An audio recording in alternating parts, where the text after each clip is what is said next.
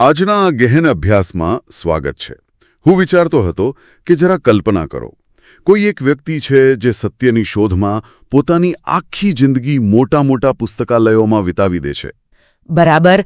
ચારે બાજુ ભારેખમ ગ્રંથો અને પેલા ધૂળ ખાતા પુસ્તકો. હા, અને અનેક અટપટા સિદ્ધાંતો.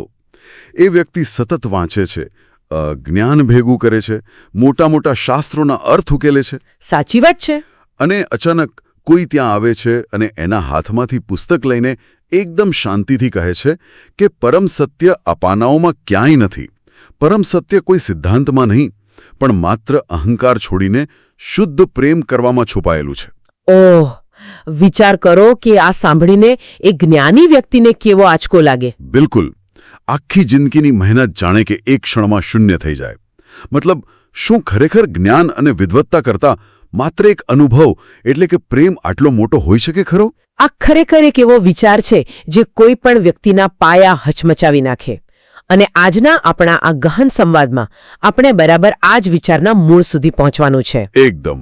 હા, આપણે અલ્પેશ શાહ દ્વારા તૈયાર કરાયેલી નોંધોના આધારે વાત કરીશું, જેમાં 1502માં જન્મેલા એક અત્યંત ક્રાંતિકારી વિચારક અને રાધાવલ્લભ સંપ્રદાયના સ્થાપક મહાપ્રભુ શ્રી હિત હરિવંશજીના કેવળ પ્રેમ દર્શનનું વિશ્લેષણ કરવામાં આવ્યું છે.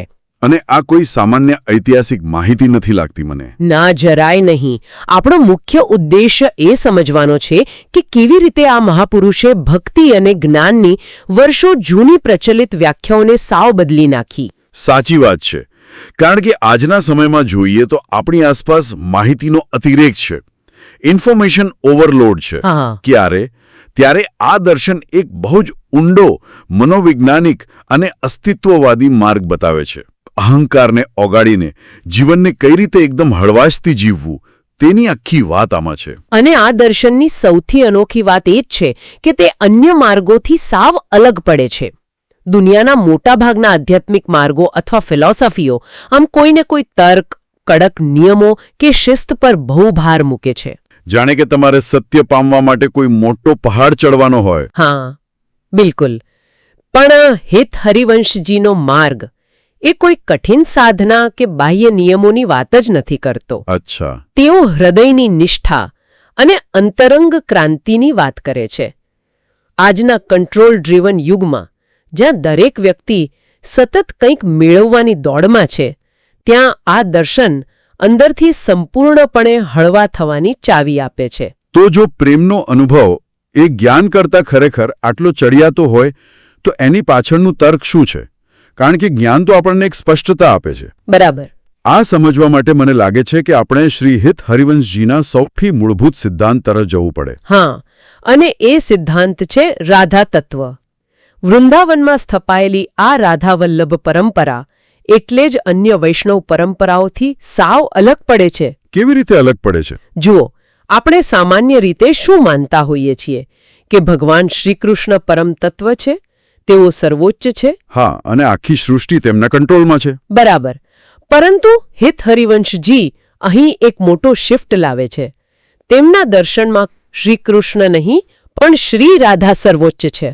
અને આમાં જે સૌથી રસપ્રદ વાત મને લાગી તે એ છે કે અહીં રાધા કે કૃષ્ણ માત્ર કોઈ ઐતિહાસિક વ્યક્તિઓ તરીકે નથી દર્શાવાયા. સાવ સાચી વાત. કૃષ્ણ એટલે ચૈતન્ય અથવા કોન્શિયસનેસ અને રાધા એટલે પ્રેમ. હા. અને અહીં સૌથી મોટો દાવો એ કરવામાં આવ્યો છે કે ભગવાન પણ પ્રેમના આધીન છે. એટલે કે શક્તિ એ પ્રેમ કરતાં નાની છે. પણ એક મિનિટ, મને અહીં એ નથી સમજાતું કે જો કૃષ્ણ એ ચૈતન્ય છે તો પછી પ્રેમ એનાથી પણ ઉપર કઈ રીતે હોઈ શકે? આ બહુ જ ઊંડો પ્રશ્ન છે. હું આને આ રીતે સમજાવું. ચૈતન્ય એટલે કે કોન્શિયસનેસ એ એવી વસ્તુ છે જે બધું જ જોઈ શકે છે, બધું જ જાણી શકે છે. બરાબર છે. પણ માત્ર જાણવું પૂરતું નથી હોતું. ચૈતન્ય બ્રહ્માંડનું સર્જન કરી શકે છે, પણ એ સર્જનનો આનંદ લેવા માટે તેનો અનુભવ કરવા માટે પ્રેમાળ હૃદયની જરૂર પડે છે. ઓ, એટલે પ્રેમ વગરનું ચૈતન્ય સ્થિર છે એમ? એકદમ સાચું. પ્રેમ વગરનું ચૈતન્ય સાવ સ્થિર અને જડ છે. પ્રેમ એ ચૈતન્યને ગતિ આપે છે, તેમાં રસ ઉત્પન્ન કરે છે. એટલે જ હિત હરિવંશજી કહે છે કે અસ્તિત્વ શક્તિથી નહીં પણ પ્રેમથી ચાલે છે. વાહ. શક્તિ હંમેશા કંટ્રોલ કરવા માંગે છે, જ્યારે પ્રેમ હંમેશા સમર્પણ કરે છે. અને અંતે તો સમર્પણ જ શક્તિને ઓગાળી શકે છે. આ વાત ખરેખર બહુ જ પાવરફુલ છે, પણ અહીં મારા મનમાં એક મોટો તર્ક ઊભો થાય છે. કયો તર્ક? જો આપણે ઇતિહાસ જોઈએ તો આદિશંકરાચાર્ય અદ્વૈતની વાત કરી, વલ્લભાચાર્ય કૃષ્ણને પરબ્રહ્મ કહ્યા. આ બધામાં એક ચોક્કસ માળખું હતું, નિયમો હતા. બરાબર. તો પછી હિત હરિવંશજીએ અચાનક પ્રેમને જ સર્વોચ્ચ કેમ માની લીધો? શું નિયમો અને કઠિન સાધના વગરનો આ માર્ગ થોડો જોખમી નથી લાગતો?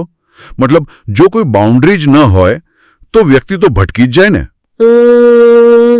તમારો આ ડર એકદમ સ્વાભાવિક છે, અને હકીકત તો એ છે કે આ માર્ગ જેટલો સીધો છે એટલો જ અત્યંત જોખમી પણ છે. જોખમી કઈ રીતે? એનું જોખમ કોઈ બહારની દુનિયાથી નથી. એ જોખમ આપણી પોતાની અંદર રહેલા અહંકાર એટલે કે ઈગોથી છે. અચ્છા. જ્ઞાનનો માર્ગ શા માટે હંમેશા વધારે સુરક્ષિત લાગે છે ખબર છે? કારણ કે જ્ઞાન ભેગું કરવાથી માણસના અહંકારને પોષણ મળે છે. હા, હું આટલા શાસ્ત્રો જાણું છું, મારી પાસે આટલી મોટી ડિગ્રી છે, આ બધું અહંકારને બહુ ગમે. બિલકુલ. જ્ઞાન વિભાજન ઊભું કરે છે. તે વસ્તુઓના ટુકડા કરીને તેનું વિશ્લેષણ કરે છે. એટલે કે જ્ઞાન એ અહંકાર માટે એક એવો સુરક્ષિત કિલ્લો બનાવે છે જેમાં બેસીને વ્યક્તિઓ માની શકે કે તે બીજા કરતાં કંઈક વિશેષ છે. એમાં એક પ્રકારનું સેપરેશન છે. હા, સાવ એવું જ. જ્યારે પ્રેમ બિલકુલ વિપરીત કામ કરે છે. પ્રેમ ક્યારેય વિભાજન નથી કરતો, તે એકાકાર કરે છે, જોડે છે. બરાબર. અને આ પ્રક્રિયામાં તે સૌથી મોટું કામ કરે છે. તે અહંકારને જ મૂળમાંથી ઓગાળી દે છે. હિત હરિવંશજીનો માર્ગ જોખમી એટલા માટે છે કારણ કે તેમાં હું માટે કોઈ જગા જ નથી બચતી. એટલે કે પૂરેપૂરું સમર્પણ. હા. જો પ્રેમમાં પ્રવેશવું હોય તો વ્યક્તિએ પોતાની આખી ઓળખ, પોતાનો આખો અહંકાર દરવાજાની બહાર મૂકીને જ જવું પડે. જ્ઞાન તમને નવી વસ્તુઓ સમજાવે છે, પણ પ્રેમ તો તમને પૂરેપૂરા ભૂસી નાખે છે. અને મનુષ્યનો સૌથી મોટો ડર એ જ હોય છે કે મારું અસ્તિત્વ ભૂંસાઈ જશે તો મારું શું થશે? એકદમ સાચી વાત. આ તો ખરેખર એક જબરદસ્ત પેરેડાઇમ શિફ્ટ છે. જો અહંકારને ભૂસી નાખવો એ જ સાચો માર્ગ હોય તો પછી આ વ્યવહારમાં કેવી રીતે શક્ય બને?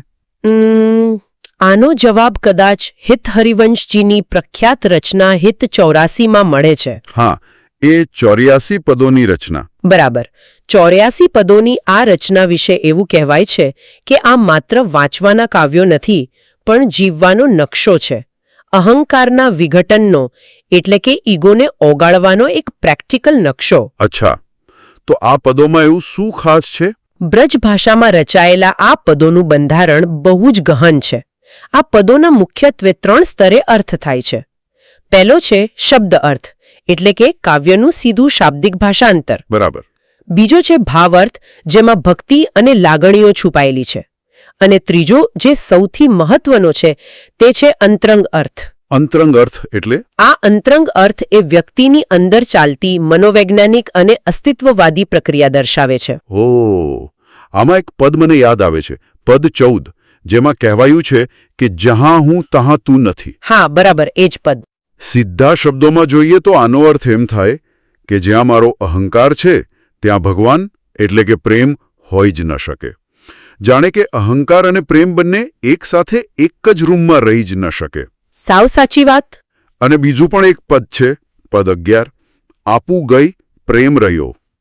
આનો અર્થ એવો થાય ને કે જ્યાં સુધી હું છું ત્યાં સુધી પ્રેમનો અનુભવ શક્ય જ નથી. હા, અને જેવી એ હુંની ભાવના દૂર થાય છે, માત્ર પ્રેમ જ બચે છે.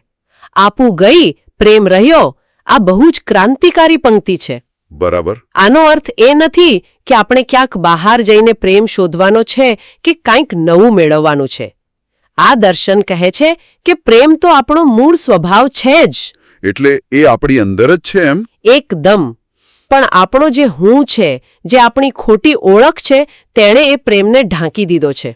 જ્યારે એ અહંકારરૂપી પડદો હટી જાય છે ત્યારે જે કંઈ પણ બાકી રહે છે તે મૂળભૂત રીતે શુદ્ધ પ્રેમ જ હોય છે. અત્યારે આ સાંભળતા મને એક વિચાર આવે છે. જાણે કે આપણે કોઈ કાર ચલાવતા હોઈએ. આપણો અહંકાર એ જાણે કારના સ્ટીયરિંગ વ્હીલને એકદમ મજબૂતાઈથી પકડી રાખવા સમાન છે.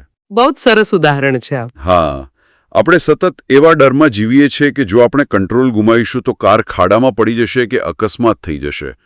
હિત હરિવંશજીનું આ દર્શન જાણે એમ કહી રહ્યું છે કે આ સફર માણવા માટે તમારે સ્ટિયરિંગ પરથી પકડ ઢીલી કરવી પડશે. કંટ્રોલ છોડવો પડશે. પણ કોઈ પણ સામાન્ય માણસ વિચારશે કે સંપૂર્ણ કંટ્રોલ છોડી દેવો એ તો સૌથી ભયાનક વાત છે. કોઈ પણ વ્યક્તિ પોતાની જિંદગીનું સ્ટિયરિંગ છોડતા ડરશે જ. હા, અને આ ડર જ તો મૂળ સમસ્યા છે. આપણે જેને માયા કહીએ છીએ તે બીજું કશું જ નથી, બસ આ ડર જ છે. એટલે માયા કોઈ જાદુ નથી, પણ આપણો ડર છે. બિલકુલ. સામાન્ય રીતે આપણે માયા એટલે દુનિયાની મોહમાયા, પૈસા એવું માનીએ છીએ, પણ હિત હરિવંશજીના દર્શનમાં માયા એ બહારની કોઈ વસ્તુ નથી. માયા એ આપણી અંદર રહેલી એટેચમેન્ટ્સ અને આપણી પોતાની ઓળખ છે. અચ્છા. આપણને એ ઓળખ ગુમાવવાનો ડર લાગ્યા કરે છે. એટલે એમ કહી શકાય કે માયા એ આપણું ઇન્ટરનલ સોફ્ટવેર છે જે આપણને સતત ડરાવતું રહે છે કે કંટ્રોલ ન છોડતો. હા, નહીંતર તારું અસ્તિત્વ ખતરામાં આવી જશે. અને આ જ ડરને દૂર કરવા માટે હિત 84ના પદ 8માં રસ અને લીલાની વાત કરવામાં આવી છે. લીલાનો અર્થ શું થાય અહીં? લીલાનો અર્થ એ છે કે જીવનને કોઈ ગંભીર યુદ્ધ કે ટાસ્ક ન સમજતા તેને એક ખેલ સમજીને જીવવો. જ્યારે તમે કોઈ રમત માત્ર આનંદ માટે રમતા હો ત્યારે તમે પરિણામોને કંટ્રોલ કરવાનો પ્રયાસ છોડી દો છો. સાચી વાત છે. આપણે બસ રમતની મજા લઈએ છીએ. હા, તમે માત્ર એ રમતના પ્રવાહમાં વહેતા શીખો છો. અને રસ એ કોઈ સામાન્ય ખુશી નથી, તે પ્રેમમાં સંપૂર્ણપણે ઓગળી જવાનો એક શુદ્ધ અનુભવ છે. આ સાંભળવામાં જેટલું સુંદર લાગે છે તેટલું જ પ્રેક્ટિકલ લાઈફમાં અઘરું લાગે છે. કારણ કે 16મી સદીના આ ઊંડા સિદ્ધાંતો આજના આધુનિક જીવનમાં કઈ રીતે લાગુ પાડી શકાય? એ વાત પણ સાચી છે. આજે આપણે કોઈ શાંત જંગલોમાં કે વૃંદાવનમાં નથી રહેતા. આપણે તો ટ્રાફિક અને કોર્પોરેટ જોબ્સ વચ્ચે જીવીએ છીએ. આ બહુ જ પ્રેક્ટિકલ સવાલ છે, પણ આનો જવાબ એ છે કે વૃંદાવન એ માત્ર કોઈ ભૌગોલિક સ્થળ નથી, તે ખરેખર મનની એક સ્થિતિ છે. અચ્છા. આ દર્શન રોજિંદા જીવનમાં અમલમાં મૂકવા માટે એક બહુ જ પ્રેક્ટિકલ સાધના સૂચવે છે. સૌથી પહેલી શરૂઆત આપણા સંબંધોથી થાય છે. આપણે આપણા સંબંધોમાં સતત સામેવાળી વ્યક્તિને કંટ્રોલ કરવાનો પ્રયાસ કરતા હોઈએ છીએ. હા, આપણે ઈચ્છીએ કે લોકો આપણા પ્રમાણે જ ચાલે. બિલકુલ. આ દર્શન કહે છે કે સંબંધોમાં કંટ્રોલને બદલે સ્વતંત્રતા આપો. અને આ સાધનાનો ભાગ બહુ જ રસપ્રદ છે. એવું સૂચવામાં આવ્યું છે કે દિવસ દરમિયાન જ્યારે પણ કોઈ આપણો વિરોધ કરે કે ગુસ્સો આવે, હા, ટૂંકમાં જ્યારે પણ આપણો અહંકાર ગવાય ત્યારે તરત જ રિએક્ટ કરવાને બદલે એક ક્ષણ થોભી જવું. બરાબર. અને પોતાની જાતને માત્ર એક જ પ્રશ્ન પૂછવો કે હું અત્યારે કોણ છું, પ્રેમ કે અહંકાર? હું અત્યારે મારો ઈગો બચાવવા લડી રહ્યો છું કે પ્રેમથી વર્તી રહ્યો છું? આ નાનકડો પ્રશ્ન બહુ જ મોટો બદલાવ લાવી શકે છે, પણ આમાં એક બહુ મોટો ખતરો પણ રહેલો છે, જેને આજના સમયમાં આપણે સ્પિરિચ્યુઅલ ઈગો એટલે કે આધ્યાત્મિક અહંકાર કહી શકીએ. અરે હા, સ્પિરિચ્યુઅલ ઈગો આ તો બહુ જોવા મળે છે આજે. એકદમ. લોકો થોડું ધ્યાન કરે કે 2 સારા પુસ્તકો વાંચે એટલે તેમને એવો અહંકાર આવી જાય છે કે હું બહુ આધ્યાત્મિક છું. બરાબર. કારણ કે આપણો અહંકાર બહુ ચાલાક હોય છે. જ્યારે તમે પૈસાનો અહંકાર છોડવાનો પ્રયાસ કરો ત્યારે તે પાછલા દરવાજેથી આધ્યાત્મિકતાનો ઢોંગ કરીને પાછો આવે છે. હા, હું સૌથી વધારે નમ્ર છું એ પણ એક અહંકાર જ છે. સાવ સાચી વાત. એટલે જ હિત હરિવંશની ફિલોસોફી સ્પષ્ટ કહે છે કે તમારે પ્રેમ કરવાવાળા નથી બનવાનું, કારણ કે જો તમે પ્રેમ કરવાવાળા બનશો તો એક ભેદ રહેશે. ઓહ, એટલે કે હું અલગ અને પ્રેમ અલગ. હા, તમારે તો ખુદ સંપૂર્ણપણે ઓગળીને માત્ર પ્રેમ બની જવાનું છે. પણ અહીં એક વ્યવહારિક પ્રશ્ન થાય. આપણી આધુનિક સંસ્કૃતિ સતત લક્ષ્ય પ્રાપ્તિ અને કરિયર પર ભાર મૂકે છે. હા. આવા સ્પર્ધાત્મક સમયમાં કોઈ વ્યક્તિ રોજે રોજ પોતાના અહંકારને ઓગાળીને કંટ્રોલ છોડીને રહેવાનો પ્રયોગ કેવી રીતે કરી શકે? શું દુનિયા તેનો ગેરલાભ નહીં ઉઠાવે? આ ડર દરેક સામાન્ય માણસને સતાવતો હોય છે. પરંતુ હિત 84ના પદ 22માં આનો એક અદ્ભુત જવાબ આપેલો છે. જીવત મરત એક સમાન. જીવત મરત એક સમાન. હા.